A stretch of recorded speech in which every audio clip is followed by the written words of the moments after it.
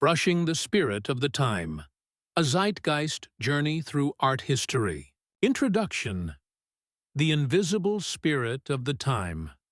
Is there an invisible thread that connects these works, created centuries apart, in different geographies, with different techniques? How can we build a bridge between Leonardo's serene curiosity that places man at the center of the universe and Warhol's irony that iconizes a mass-produced soup can? The name of this bridge is hidden in a German philosophical term, Zeitgeist, that is, the spirit of the time. Zeitgeist is the set of dominant ideas that defines the intellectual, cultural, moral, and political atmosphere of a specific historical period, shaping the collective consciousness and mood of that era. It is an invisible agent, a kind of ghost of the time, that manifests itself in the art, philosophy, fashion, and even scientific pursuits of a period. In this journey, we will trace the spirit of different historical periods using the brushstrokes of art as seismographs. We will discover how art captures, reflects, and sometimes even shapes the spirit of the time. Chapter 1. The Roots of the Concept. Time in the Mirror of Philosophy. Herder and the Spirit of the Nation. Volksgeist. It all began in 18th century Germany, with a reaction to the Enlightenment's ideal of universal reason. While thinkers like Voltaire sought universal and rational laws governing humanity, German philosopher Johann Gottfried Herder looked in a different direction. Herder argued that every nation has its own unique character, language, culture, and spirit. Volksgeist, or spirit of the nation. This was a defense of cultural identity and authenticity against the rationalism of the Enlightenment, which tended to melt everything into a single pot. For Herder, Zeitgeist was the expression of this national spirit at a particular time. But it was also a limiting force that could suppress individual thought, forcing conformity to fashion and prevailing conventions. He believed that Zeitgeist reigned where traditional guidance was lost and could restrict free thought. This was the first signal of a fundamental tension within the concept. Is Zeitgeist the authentic expression of an era, or is it a pressure to conform? Hegel and the Progressing Spirit of History. Weltgeist. However, it was Georg Wilhelm Friedrich Hegel who gave the concept its philosophical depth today. For Hegel, Zeitgeist was a momentary manifestation of a larger, more encompassing force, the Weltgeist, or world spirit. History was a dialectical journey that this world spirit undertook to know itself and achieve absolute freedom.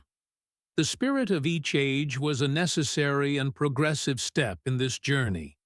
In Hegel's famous words, "Philosophy is its own time, comprehended in thoughts."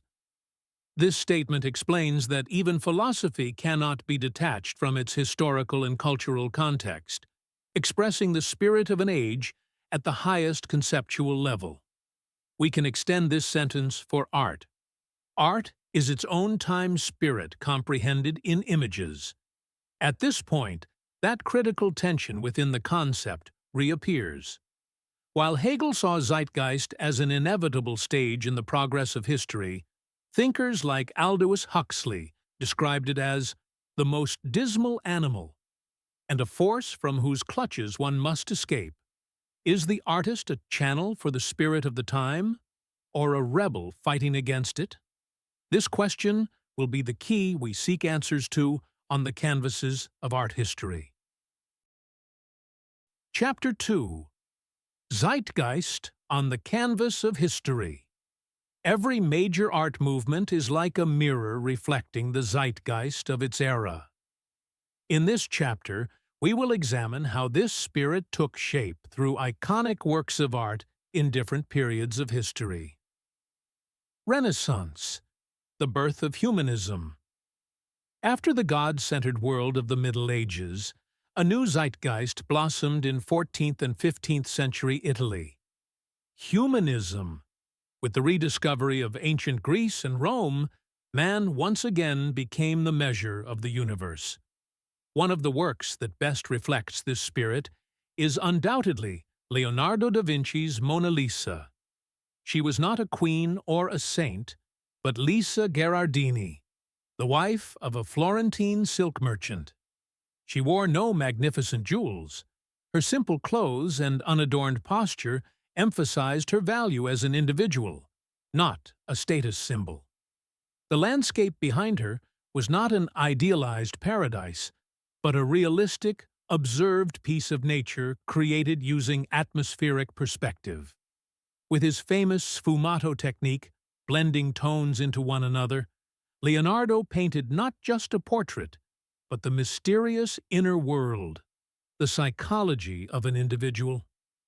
This was the humanist zeitgeist itself, the sanctity of the ordinary and the depth of the individual worth discovering. Enlightenment. The triumph of reason. The 18th century is known as the Age of Reason. The zeitgeist replaced emotions with logic, and individual whims with patriotism and sacrifice. This spirit found its form in neoclassicism, a reaction against the overly ornate, aristocratic taste of Baroque and Rococo. Jacques-Louis David's Oath of the Horatii is virtually a manifesto of this age. The composition has a clear, stark, and theatrical structure inspired by ancient Rome. On the left, the three Horatii brothers, swearing to die for their homeland Rome, stand erect, rational, and determined. On the right, the grieving women are depicted with soft lines, emotional and collapsed. David's message is clear. The zeitgeist of the Enlightenment demands that personal feelings and family ties be sacrificed for the lofty ideals of the state and reason. This is the picture of the superiority of reason over emotion, of public duty over personal desire. Industrial Revolution, the rebellion of Romanticism. However, the triumph of reason was overshadowed by the urbanization, poverty, and disconnection from nature brought by the Industrial Revolution. The new zeitgeist was a rebellion against this cold rationalism and monstrous machines. Romanticism, not reason, but emotion, not society, but the individual, not the city, but nature, was glorified. Caspar David Friedrich's Wanderer Above the Sea of Fog is the pinnacle of this spirit. At the summit of a high mountain, a figure with his back to us looks out over an endless sea of fog. This posture invites the viewer to step into the figure's shoes and see the landscape through his eyes. He is both small and insignificant in the face of nature's sublimity and grandeur, and yet sublime himself for being able to contemplate it, to become one with it. This is the portrait of the romantic individual, a melancholic and lonely soul, alone with nature, lost in his own inner journey. Modernization, capturing the moment. In the second half of the 19th century, the world accelerated. Trains, steamships, the telegraph, and growing metropolises changed the rhythm of life. The new zeitgeist was not permanence, but the fleeting experience, constant change, and the fluidity of modern life. Artists now left the strict rules of their studios to capture these momentary impressions. Claude Monet's impression, Sunrise, gave this new spirit its name. What he painted was not the port of Le Havre itself, but the momentary atmospheric effect of the sunrise on a foggy morning. There are no sharp lines, no detailed drawings, only the rapid vibrations of light and color on the canvas. The cranes, ship masts, and factory chimneys, faintly visible in the background, are symbols of this modernizing, industrializing world, but even they dissolve into the atmosphere of the moment. Impressionism is the zeitgeist that transferred the speed, transience, and the idea that everything is not fixed, but an instantaneous perception of the modern world onto the canvas. Early 20th century. The fragmentation of reality.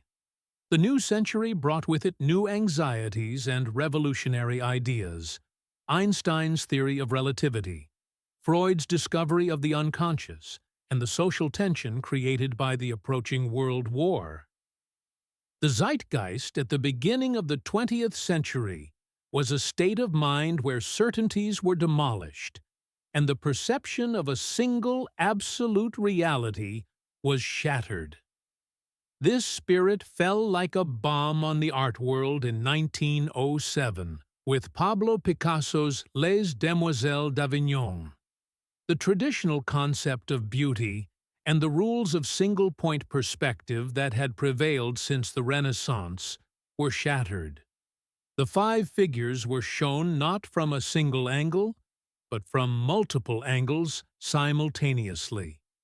Their faces were inspired by Iberian sculptures and African masks, which Picasso saw as primitive and adopted as an alternative to the rational tradition of the West. This was not just an aesthetic revolution, but also a cultural challenge. Les Demoiselles d'Avignon initiated Cubism and modern art by reflecting the fragmented, anxious, and violent spirit of the modern world. Interwar period, the discovery of the unconscious, the destruction, social trauma, and uncertainty between the two world wars painfully showed that reason and logic could not save the world. The zeitgeist turned away from the rationale towards the depths of the unconscious mapped by Sigmund Freud. Surrealism. The aim of this movement was to lift the censorship of reason and morality and to speak the language of dreams, desires, and repressed fears. Salvador Dali's The Persistence of Memory is the most unforgettable image of this spirit. The melting clocks spread across a barren landscape show how the rigid, measurable, and universal perception of time by reason becomes meaningless in the fluid, personal world of dreams and the unconscious. The monster-like figure in the painting is perhaps the sleeping artist himself. The ants on the clock are symbols of decay and death. Surrealism is a journey of a traumatic era's spirit beyond the limits of reason, into the subconscious. Post-war, the iconography of consumption. After the Second World War, especially in America, a new zeitgeist was born. The consumer society. Advertisements, supermarkets, Hollywood stars, and mass-produced products became central to everyday life. Pop art both celebrated and ironically criticized this new spirit. With his Campbell's Soup Cans series, Andy Warhol demolished the wall between high art and mass culture. He took an ordinary object from a supermarket shelf, accessible to everyone, and turned it into an art object by reproducing it with an industrial technique. Screen printing. This was a mechanized production process that eliminated the artist's handprint and genius. Warhol mass-produced a celebrity icon like Marilyn Monroe in the same way, as a consumer object. In his work, Marilyn Diptych, the colored panels symbolized her vibrant public persona, while the fading and blurred black and white panels represented her tragic death, and the commodification of her image through endless reproduction. Pop art laid bare the spirit of an age where everything was turned into a product. Chapter 3. The Spirit of Our Time. Defining the Zeitgeist of Today. So, what is the spirit of our time? The zeitgeist of the 21st century is too complex and fragmented to be defined in a single word. Considering that past movements lasted for decades, even centuries, The pace of change today is dizzying. However, there are huge forces shaping this complex spirit.